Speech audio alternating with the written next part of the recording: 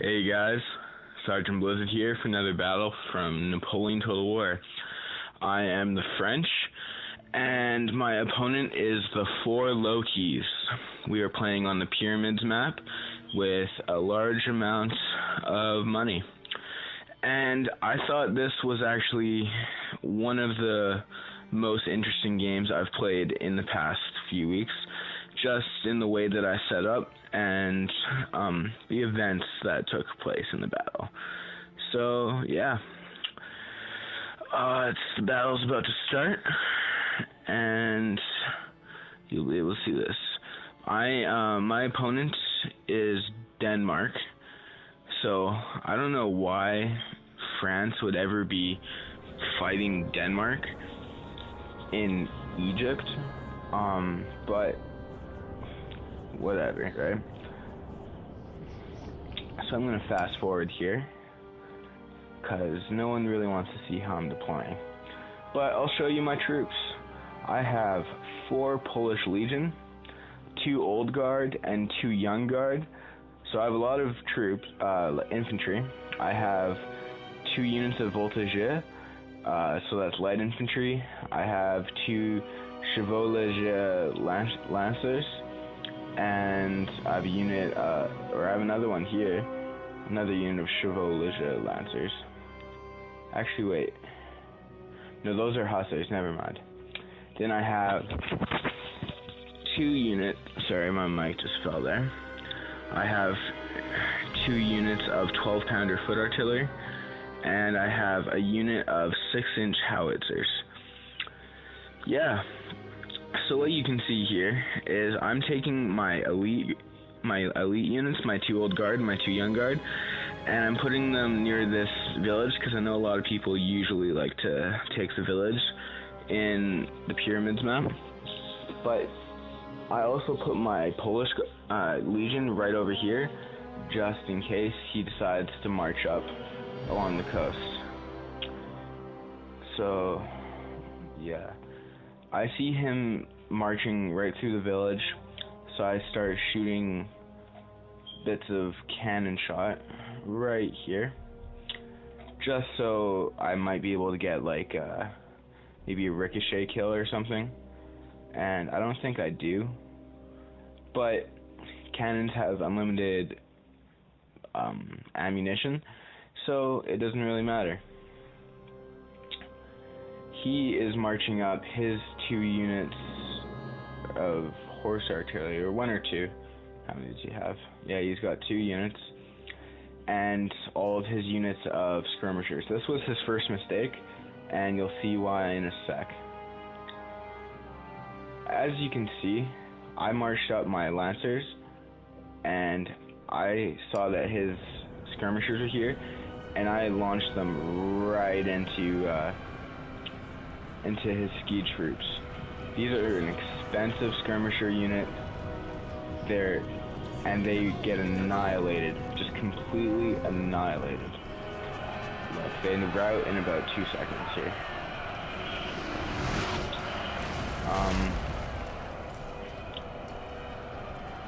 Are they gonna rout?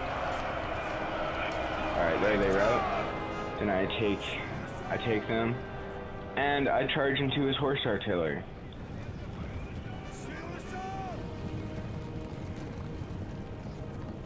He's trying to take his light dragoons and kill my horses, but doesn't stop me from killing, I think, another unit or 2 of skirmishers. I just killed huge amounts here. At least, oh yeah, I've killed dozens and dozens of skirmishers here. I've killed some of his light dragoons. But I see that there's too many guys here, and I know that I don't really have a chance of having this unit survive, so I start to run them towards my infantry. Our men are I know running, that they rout, but I gamble on the fact that my opponent won't micromanage his light dragoons, so he runs them right into the range of my elite infantry, and I rout them. That's sort of like a bait I used my lancers as bait for his light dragoons, so I got rid of them in one second, and in the process I killed probably about 50 or 60 light infantry. I routed another unit of light infantry, and I killed a ton of his artillery crew. So let's speed this up a little bit. The whole time I'm just firing artillery right into his lines here, killing tons. He doesn't decide to move them, and each time I have a volley fire, I probably kill about 5 or 10 men, which is sweet.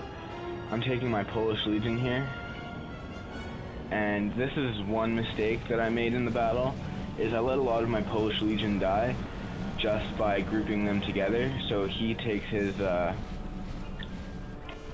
artillery, which are stationed right here, and he starts to fire them right into my Polish Legion, and he's guaranteed to get quite a few kills here because they're all grouped together so close. Let's speed this up. I want to get to the good part of the battle. I don't want to have to skip part of the battle like I did two videos ago. So let's fast forward even faster. He's the whole time here, he's just moving everything into position, but for some reason he doesn't take these guys and move them because I'm just battering them. I've killed 20 of his line infantry here. I've killed I've killed that. And so he starts to fire back at my howitzers, and the game started to glitch out around here. My howitzers wouldn't set up and they wouldn't fire, so I moved them over here just because it was glitching. He decides to start shooting at these guys and just starts killing ridiculous amounts of my Polish Legion. I think he killed like 30 or 40 of one. Oh, now it's lagging because it's fraps. So once I see that he's starting to do actual damage, I take these guys and move them back over here while he marches forward his line infantry. In the same time, since I have superior artillery, I have 2 units of better flat trajectory artillery, and I have 1 unit of howitzers. Look right there, 1 shot of howitzer shot killed almost 30 grenadiers. So I know that if he's gonna have to attack if he really wants to not lose all those guys to artillery. I'm not trying to hill camp. If I was, I'd move all of my guys up here and just hill attack him the whole time. I'm moving them back and forth. I'm using my cavalry. I don't want to do anything stupid. So here you can see I've killed 2 of his artillery here. I've demolished the building, which is actually pretty awesome. It's one thing I like about Napoleon, it's just the subtle improvements. And he starts to march his line infantry here. This is the part of the battle where everything starts to happen. I see that they're coming, so I move these 2 into position to fight his units. I get a volley off, but these guys are about to be targeted by his 3 units at one time, and at the same time he takes his 2 units of dragoons into position, and he's going to try and charge them into my Polish Legion. This was actually, a lot of people try and tell you not to do head-on charges, and most of the time they're right, but this was not the worst decision ever because it allowed him to fire into my troops without them being able to fire back. He's got some ski troops firing in. I see that the battle over here is not going as well as I planned it, so in a second or 2 here, I take all my elite infantry and I march them over. I also take... Our men are running, so you can see my Polish Legion just got wrecked there. So, damn it, I dropped my mic again. So you can see that I take my horsemen, and I destroy that unit of ski troops, then I attack his dragoons, and a full-on charge. I don't know why he full-on charged into a unit of lancers. Our men are running, sir! He's routed 2 of my infantry here. Well, I haven't routed anything, but he's taken heavy casualties with that line unit. Plus, all of my elite infantry are coming to this side of the field, and he declined to march the rest of his infantry forward. I think if he had marched all of his infantry and went up my right flank, I think he would have won the battle, because then he could have taken the high ground while all of my infantry was engaged over here. But he didn't decide to do this. He took all of his men and marched them over here, right into a beaten zone. If you guys don't know what a beaten zone is, it's where you lay down fields of artillery fire, and so that anywhere that the enemy troops go, is that they'll always be hit by at least some form of fire, and it actually, in the game, it affects their morale hugely. I have my unit of Young Guard here taking all the fire for my them, while he takes these guys and put them into a square. I charged them towards them so they could put them in the square, because whenever units are in a square, they actually lose a lot more casualties just because they're closer together. Then I take my Polish Legion and I march them towards these line infantry, as well as taking my skirmishers and putting pot shots into them. At this point, I didn't realize that he was shooting at my howitzers, but he is with his ski troops, so I think that's the last unit of ski troops he had, or maybe he had like one or two more. Yeah, he had some Jaggers.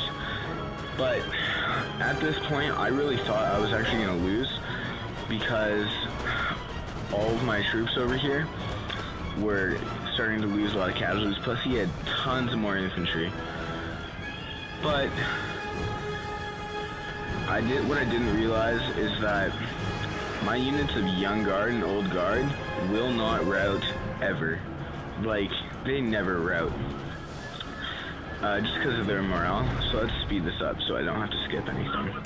Our men are running, sir! And you can see my lines forming. I'm trying to take shots into his lifeguards afoot just because these guys are really dangerous. He's wrecking my these guys, and I try and disrupt their fire by charging into them. Our men are running, sir! And I kill about 15 guys doing that. Alright, I really gotta hurry this up. And you can see that the whole time I'm using my artillery to supplement all of my infantry fire. So you can see that his line infantry is starting to really get beaten down. One route, then the other route, mass route. And with this, he has no chance. They rout, and must rest a while. And these guys are about to rout. So what I did here in order to win, I'm gonna slow it back down a bit. Our men are running, is sir. I took my general unit, and I attacked his artillery forces. I attacked his skirmishers that were right over there, and I attacked that artillery unit so he couldn't fire on me anymore. This is the first battle I've ever had that my general unit did anything in. And in the end of the battle, he actually got about 100-something kills, almost the highest amount of kills in the whole battle.